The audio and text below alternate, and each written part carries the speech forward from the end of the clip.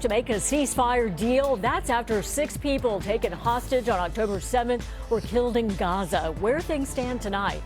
And it's a problem they've been dealing with for a month. 140 more homeowners lost their power in Rancho Palos Verdes yesterday, and tonight more are being added to the list. The news at 5 starts now.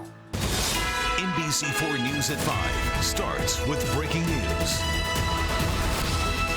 Now at 5, breaking news out of Irwindale. That's where this large brush fire is burning. Good evening, everyone. I'm Annabelle Sedano. And I'm Kathy Vara in tonight for Colleen. At least 40 acres have burned near the Santa Fe Dam. Eliana Moreno is over the scene at News Chopper 4 with the latest. Eliana. Kathy and Annabelle, as you said, this is a fire that is burning here at the Santa Fe Dam here in Irwindale, just off of the 210 and 605 freeways. It's a fire that broke out at about 3:30. The cause is still unknown, but it has quickly grown to about 40 acres. Now, this is the LA County Fire Department battling this fire from the ground and the air. They have 5 helicopters on this one. Fortunately, at this point, no structures are threatened, and they are making good progress, but you are going to see delays here on the freeways in the area on both the 210 and the 605 freeways as the LA County Fire Department continues to battle the fire here at the Santa Fe Dam. That's the latest from News Chopper 4. I'm Eliana Moreno. Let's send it back down to you in the studio. Thank you. Meteorologist David Bicker joins us now. He has more on the conditions. David. Yeah, and we are looking at conditions right now around the fire that are currently in the mid-90s in the area. We've also got a little bit of a southerly wind. You can see that around the El Monte area. We've got a southwesterly wind at about 10 miles an hour. Around the Santa Fe Dam area, it's about southwesterly wind, about 7 miles an hour. But again, 95 degrees currently around Santa Fe Dam. So that's where we've been looking at, obviously, some of the impressive heat around parts of the region. Here's what we're looking at temperature-wise right now outside. 81 degrees around downtown LA, 95 degrees in Ontario and Riverside, 102 in San Bernardino, 86 degrees currently in Thousand Oaks, 98 degrees in Lancaster, and 99 degrees in Victorville. This is coming off of some pretty hot temperatures this afternoon. We were up around 104 for Hemet. We got up to 88 in downtown LA. We got to 82 degrees around Santa Ana, 87 in Anaheim, 100 in Van Nuys. And a reminder, this is not the hottest day. The hottest day is still yet to come. That'll be much later on this week. So to take a look around Long Beach right now, where it has a very kind of hazy look currently. This is because we have a very shallow marine layer trapping all the particulates. That means that we're going to be looking at limited fog, if any, for the morning hours as we get into tomorrow. The afternoon, we're looking at another round of some dangerous heat.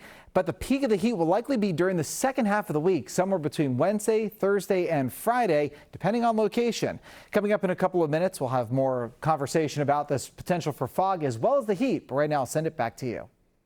All right, David, thank you very much for that. We'll stay tuned for it. Our other top story, the shifting land in Rancho Palos Verdes, and because of it, an additional 105 homes will have their power shut off tonight. Those new shutoffs will be happening in 2 hours at 7 o'clock. But for how long and which area? NBC4's Tracy Leong joins us now live from Rancho Palos Verdes with those details. Tracy.